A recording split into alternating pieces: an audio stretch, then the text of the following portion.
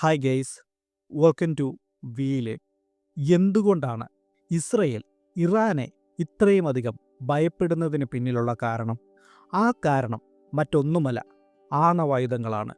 പ്രകൃതിയിൽ നിന്നും നമുക്ക് സാധാരണ ലഭിക്കുന്ന യുറേനിയം അതിലുള്ളത് 99.3% യുറേനിയം 238ഉം 0.7% യുറേനിയം 235ഉമാണ്.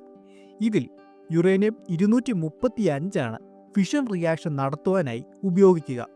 അങ്ങനെയുള്ള ഫിസൈൽ ഐസോട്ടോപ്പായ യുറേനിയം 235 കോൺസെൻട്രേഷൻ കൂട്ടുന്ന പ്രക്രിയയാണ് യുറാനിയം എൻറിച്ച്മെൻറ്റ്.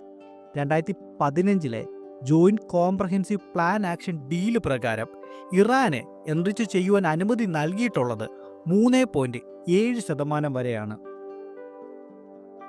നമുക്ക് നാച്ചുറലി കിട്ടുന്ന യുറേനിയം അത് നേരിട്ട് ഉപയോഗിക്കുവാനേ സാധിക്കില്ല എന്ന് ഞാൻ മുമ്പ് പറഞ്ഞിരുന്നല്ലോ.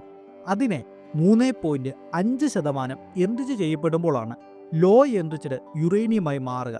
ഇതാണ് നമ്മൾ ന്യൂക്ലിയർ പവർ പ്ലാന്റ് അല്ലെങ്കിൽ ആണവ വൈദ്യുത നിലയങ്ങളിൽ ഉപയോഗിക്കുന്നത്.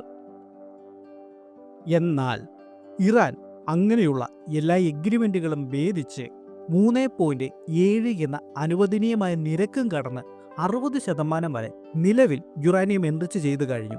ഈ 60% നിന്നും 90% എന്ന തോതിലേക്ക് എത്തുവാനായി വെറും 1-2 ആഴ്ചകൾ മാത്രം മതിയാകും. 90% യുറാനിയം എൻറിച്ച്മെൻറ്റ് നടക്കുക എന്നാൽ പിന്നെ അതിനെ ഒരു ന്യൂക്ലിയർ വെപ്പണായിട്ട് ഉപയോഗിക്കാൻ പ്രാപ്തമായി എന്ന് ചുരുക്കത്തിൽ നമുക്ക് പറയാം.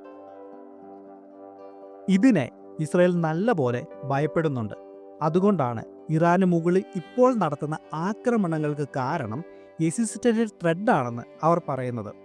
അവരുടെ നിലനിൽപ്പിന് തന്നെ അപകടമാണ് എന്ന സാഹചര്യമാണ് എന്ന് ചുരുക്കത്തിൽ പറയാം. ഇറാൻ പോലെ ആണവ കരാറുകളൊന്നും പാലിക്കാത്തൊരു രാജ്യം, പ്രോക്സി യുദ്ധങ്ങൾ നടത്തുന്ന രാജ്യം, അവർ ആണവായുധങ്ങൾ നിർമ്മിക്കുകയാണെങ്കിൽ അത് ഇസ്രയേലിന് മുകളിൽ ഉപയോഗിക്കുവാനുള്ള സാധ്യതകൾ ഏറെയാണെന്ന് ഇസ്രയേൽ വല്ലാതെ തന്നെ ഭയപ്പെടുന്നു. അപ്പോൾ ഇതാണ് ഇസ്രയേലിനും ഇറാനുമിടയിൽ ഇപ്പോൾ നടക്കുന്ന പ്രശ്നങ്ങളുടെ എല്ലാം കോറായിട്ടുള്ള റീസൺ. അപ്പോൾ ഞാൻ ഈ വീഡിയോ കൺക്ലൂഡ് ചെയ്യുകയാണ്. വീഡിയോ കൺക്ലൂഡ് ചെയ്യുന്നതിന് മുമ്പ് നമ്മുടേത് വളരെ ചെറിയൊരു ചാനലാണ്. നിങ്ങളുടെയൊക്കെ സപ്പോർട്ട് ഉണ്ടെങ്കിൽ മാത്രമേ മുൻപോട്ട് പോകുവാനായിട്ട് സാധിക്കുകയുള്ളൂ.